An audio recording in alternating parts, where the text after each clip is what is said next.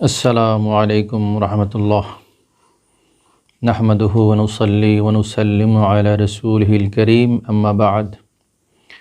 সম্মানিত ভিউয়ার্স, আজকে আমরা আলোচনা করব মর্যাদার দিক থেকে রোজা কত প্রকার সে সম্পর্কে। অবশ্য রোজা পালনের দিক থেকে রোজা 5 প্রকার: ফরজ, ওয়াজিব, নফল, মাকরুহে তানজিহি, মাকরুহে তাহরিমি। সে সম্পর্কে আমরা আরেকদিন আলোচনা করেছি। আজকে মর্যাদার দিক থেকে রোজা 3 প্রকার, সে সম্পর্কে আলোচনা করব। প্রথম প্রকার হচ্ছে জনসাধারণের রোজা, অর্থাৎ আওয়ামদের রোজা, অর্থাৎ যারা শুধুমাত্র পানাহার বর্জন করল সুবে সাদিক থেকে সূর্যাস্ত পর্যন্ত এবং স্বীয় স্ত্রীগণের কাছ থেকে দূরে থাকলো। এটা হচ্ছে নিম্নমানের বা নিম্ন স্তরের রোজা, যাকে আমরা বোঝাবার জন্য বলতে পারি 3rd ক্লাস স্তরের রোজা।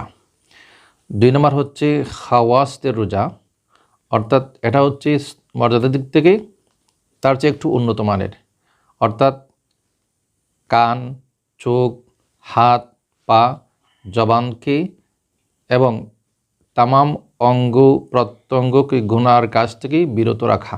অর্থাৎ একজন ব্যক্তি পানাহার, তারপরে স্ত্রী সহবাস থেকে নিজেকে তো অবশ্যই বিরত রাখবেন, পাশাপাশি হাত, পা, কান, চোখ, নাক, অঙ্গ প্রত্যঙ্গকেও অশ্লীল কাজ থেকে, গুনার কাজ থেকে যদি তিনি বিরত রাখতে পারেন, তাহলে তার রোজা হচ্ছে মর্যাদার দিক থেকে 2nd ক্লাসের রোজা।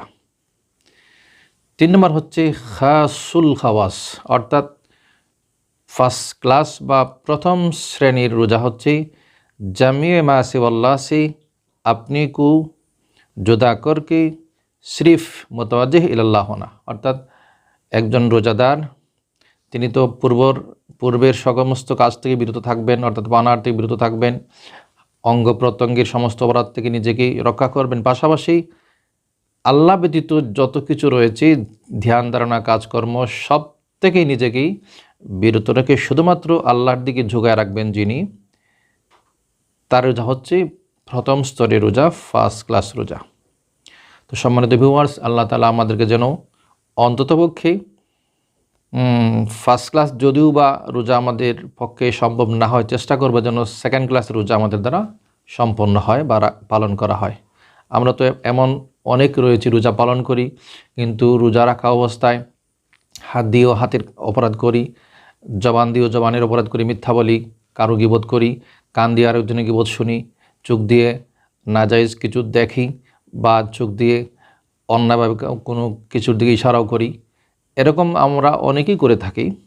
তো আল্লাহ তাআলা যেন আমাদেরকে তৌফিক দান করেন, আমাদের হাত, পা, চোখ, জবান বা মুখ এই সমস্ত কাজকেও যেন আমরা সৎ উপায়ে ব্যয় করতে পারি, বা অপরাধ থেকে যেন আমাদের অঙ্গ প্রত্যঙ্গকেও এই রমজান মাসে রোজা পালনের সময় বিরত রাখতে পারি। আর যদি শুধু আমরা পানাহার থেকে বিরত থাকলাম কিন্তু হাত, পা এই সমস্ত অঙ্গ প্রত্যঙ্গের অপরাধ থেকে আমাদেরকে রক্ষা করতে পারলাম না, বা এই সমস্ত অঙ্গ প্রত্যঙ্গকে অপরাধের কাছ থেকে ফিরাতে পারলাম না, তাহলে শুধুমাত্র আমাদের উপবাসটাই হলো, অর্থাৎ উপাস থাকাটাই হলো, কিন্তু এই রোজা দিয়ে আমাদের পরকালীন মুক্তি, পাশাপাশি আল্লাহর পক্ষ থেকে রমজানের যে বিনিময় রয়েছে সেটা পাওয়ার আশা অত্যন্ত ক্ষীণ। সম্মানিত ভিউয়ার্স, ভালো থাকুন। আল্লাহ যেন আমাদের সবাইকে যেন প্রকৃত অর্থে যথাযথভাবে রোজা পালনের তৌফিক দান করেন। আমিন। সবাই বলি আসসালামু আলাইকুম ওয়া রাহমাতুল্লাহ।